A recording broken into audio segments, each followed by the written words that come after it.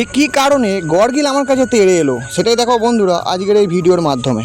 বন্ধুরা সকালবেলা বেরিয়ে পড়েছি সাইকেল নিয়ে, আজকে যাবো তুহিন কাকুর বাড়িতে। তার কারণ একটাই, সেটা তুহিন কাকুর বাড়িতে গিয়েই তোমাদের বলবো। তো বন্ধুরা তুহিন কাকুর বাড়িতে চলে এসেছি তুহিন কাকুর পুকুর পাড়ে। এসে সান দিয়ে নিচে নেমেছি, দেখো কি বড় একটা গড়গিল আমাকে দেখে ভয়ে জলটা গুলিয়ে দিয়ে পালিয়ে গেল। তো বন্ধুরা এই পুকুরটাতেই আমি কিছুদিন আগে তামাদি করে গিয়েছিলাম, তারপরে পুকুরে পানা হয়ে গেছিলো, কাকু পানা মারা বেশ দিতে সব পানাগুলো মরে গেছে। আর আজকের এসছি আমি এই পুকুরে হড়া টানা হবে। তো বন্ধুরা হড়া তৈরি করা হয়ে গেছে, এবার হড়াটা আস্তে আস্তে করে পুকুরে নামাতে হবে। এখানে কাকুর ছেলে বসে আছে, আমি প্রথমে শোলাটা নিয়ে নেমে পড়েছি। তার কারণ আমাকে যেতে হবে পুকুরের ওপারে। তার কারণ তুহিন কাকু একদিকে, আমি একদিকে থাকবো, আর দুজন দুদিক দিয়ে হড়াটা টানবো। তো বন্ধুরা শোলাটা নিয়ে আমি নেমে পড়েছি দড়িটা নিয়ে। এবারে যাবো আমি পুরো পুকুরের ওপারে। বন্ধুরা কিছুদিন আগেই আমি এই পুকুরটা তামাদি করেছিলাম। তোমরা যদি সেই পুকুর তামাদি করার ভিডিওটা দেখতে চাও তাহলে সেই ভিডিওর লিঙ্ক এই ভিডিও ডেসক্রিপশানে দেওয়া থাকবে। তো বন্ধুরা আমি চলে এসেছি পুকুরের এপারে, একবার হড়াও টানা হয়ে গেছে। দেখো হড়াটা পুরো আমার পায়ের কাছে চলে এসছে, আর জল কিরম গুলিয়ে গেছে, আর আমার কাছে দড়ি ভর্তি পড়ে আছে। এবার তুহিন কাকু ওই পার দিয়ে হড়াটা টানা আরম্ভ করেছে। পুকুর তামাদি করার ঠিক 15 থেকে 16 দিন পর আমরা কেন পুকুরে হড়া টানি সেটাই বলবো বন্ধুরা। তার কারণ একটাই, যে পুকুরের জলে যদি কোনো গ্যাস থাকে সেই গ্যাসটা এই হড়া টানার মাধ্যমে ওপর দিকে উঠে যাবে। তাহলে পরবর্তী সময় যদি আমরা এই পুকুরে কোনো মাছ ছাড়ি তাহলে গ্যাসের জন্য সেই মাছের যেন কোনো ক্ষতি না হয়। তো তুহিন কাকু আস্তে আস্তে হড়াটা টানছে, আর এখানে দেখো দড়ি আস্তে আস্তে চলে যাচ্ছে। শোলাটা ওপরে তুলে রেখেছি, তার কারণ ভেসে চলে গেলে তাহলে আমি আর ওপারে যেতে পারবো না। আর পুকুরে সব পানা মোটামুটি মরে গেছে। আর এদিকে দেখো কি অবস্থা, কাকু দড়িটা টানছে, আর এখানে কাঠে একটা দড়িটা আটকে গেছে, সেই কাঠগুলো নড়াচড়া করছে। সেইটা থেকে গড়গিলটা আস্তে আস্তে তেড়ে আসছে। ও ভাবছে কিছু একটা খাবার হয়তো নড়াচড়া করছে, সেটাই খাবো। এবার আমি একবার কিরাম গড়গিলটাকে ভয় দেখাবো, একবার আপনারা ভালো করে দেখুন। এই দড়িটা যে আমার হাতে আছে সেইটা ধরে যেই আমি টেনেছি অমনি কাঠটা জলে পড়ে গেছে, আর ও অমনি ভয়ে হুড়মুড় করে জলে নেমে পড়েছে। তো বন্ধুরা হড়া টানা এদিকে চলছে, আর আমি ঠিক কোন জায়গাটায় দাঁড়িয়ে আছি একবার দেখুন। পেছন দিকটা জঙ্গল আর জঙ্গল।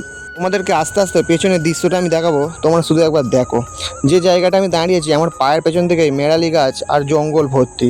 এবার ওপর দিকটা আস্তে আস্তে ক্যামেরাটা তুলে দেখাচ্ছি, দেখো কিরম জঙ্গল, আর আমার পাটা ঠিক এই জঙ্গলের পাশেই। এই পেছন দিকটা কাকুদের জায়গা নয়, সেই জন্যই জঙ্গল হয়ে আছে, অন্য লোকের জায়গা তারা পরিষ্কার করেনি। তো বন্ধুরা তারপরে হড়াটা টেনে আমি আবার আমার কাছে নিয়ে চলে এসেছি। এবারে দেখো হড়ার সাথে কিন্তু নোংরা আসছে। তো বন্ধুরা কাকু আবার হড়াটা আস্তে করে টানা আরম্ভ করে দিল। এইরকমভাবে অনেকক্ষণ ধরে এই হড়া টানা চলছে। আর তোমাদের আর একটা জিনিস দেখাচ্ছি, আমার পেছনে পুকুর পাড়ে একটা কি বড় গর্ত, জানি না কিসের গর্ত এটা, তবে গর্তটা কিন্তু খুব বড়। তো যত সম্ভব তাড়াতাড়ি এখান দিয়ে চলে যায় ভালো। তারপরে দেখো এই দিকের পাড়ে কিন্তু জঙ্গল ভর্তি, আর পেছন দিকটায় বাঁশ বাগান, যেন একটা অন্যরকম মুহূর্ত, যেন একটা অ্যাডভেঞ্চার করতে এসছি আমরা। আর ওদিক থেকে একটা বক উড়ে চলে গেল বন্ধুরা। আর এই যে দেখো গাছের একটা গোড়া পুকুরের মধ্যে পড়ে, আর সেই গাছটার ডগাটা কিন্তু পুকুরের মধ্যে।